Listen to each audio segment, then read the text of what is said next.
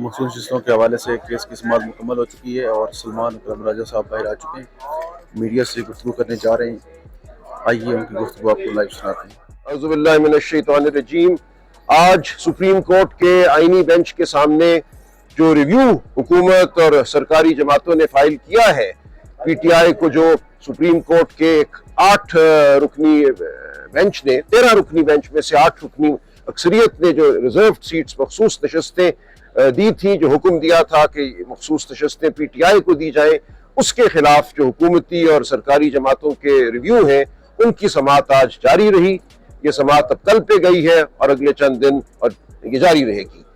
आज जो गुफ्तगू हुई, जो अदालत के सामने हकायक शवाहिद रखे गए, वो ये थे कि दिसंबर 2023 से लेकर 8 फरवरी 2024 और उसके बाद इलेक्शन कमीशन ने एक के बाद दूसरी, दूसरी के बाद तीसरी लातादाद गलतियां की, आइन और कानून को गलत पढ़ा और इस गलती के नतीजे में ये दानिस्ता थी या ना दानिस्ता थी, आप बेहतर जानते हैं।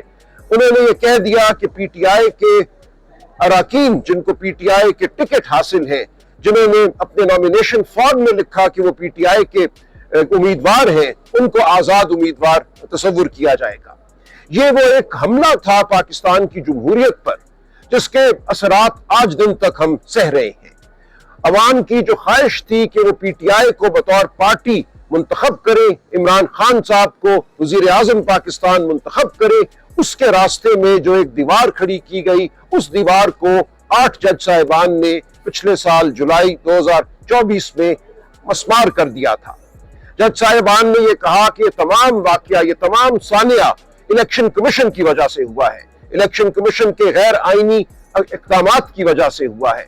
इलेक्शन कमीशन को कोई हक हासिल नहीं था कि पीटीआई के हिमायत याफ्ता, पीटीआई का टिकट रखने वाले, अपने नॉमिनेशन फॉर्म में पीटीआई को अपनी पार्टी बताने वाले उम्मीदवारों को आजाद उम्मीदवार करार दिया जाता। अगर ये ना हुआ होता तो 8 फरवरी के बाद 9 फरवरी को तमाम तर धांधली के बावजूद पीटीआई बतौर जमात पार्लियामान में, नेशनल असेंबली में, सूबाई असेंबलियों में सबसे बड़ी जमात के तौर पे उभरती। ये एक साजिश थी जो पीटीआई के खिलाफ की गई। ये कहा गया कि ये तमाम उम्मीदवार जो मुंतखब हुए हैं, ये जिनको मुंतखब होने दिया गया, ये आजाद उम्मीदवार हैं।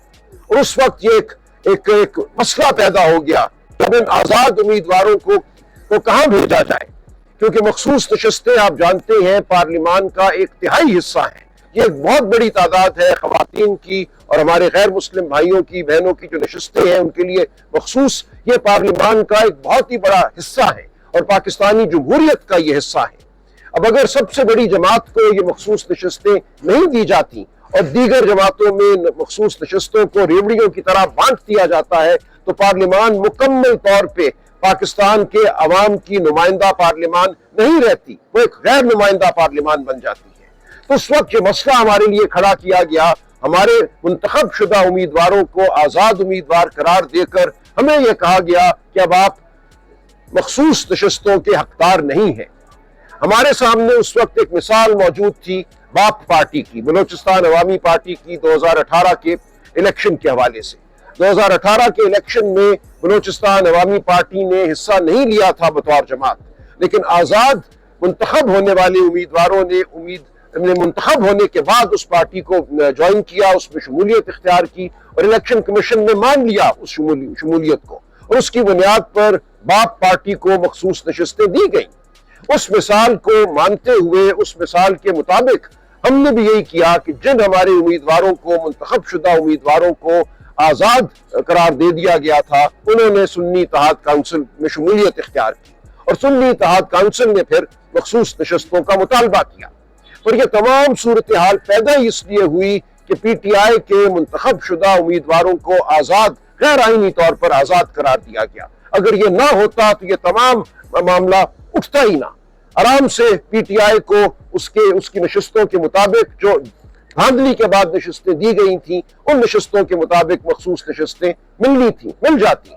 लेकिन ये जानबूझकर एक चाल चली गई पीटीआई के खिलाफ और एक मसला खड़ा कर दिया गया।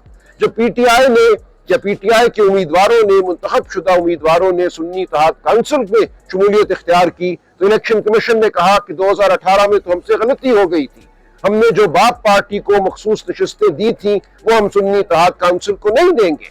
اپنے ہی فیصلے سے منحرف ہوئی الیکشن کمیشن۔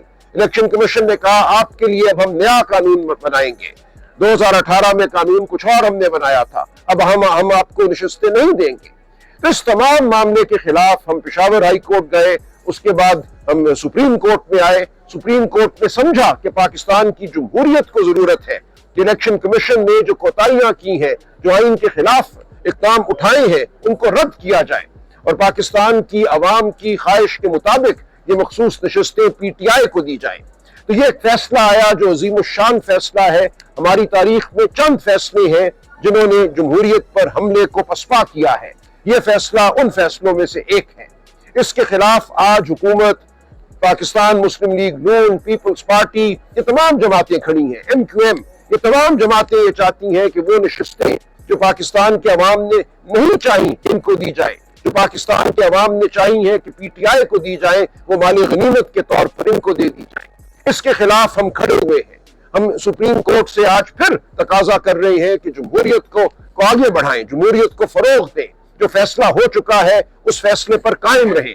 کچھ نہیں بدلا جولائی 2024 اور آج جب ہم جون 2025 میں کھڑے ہیں۔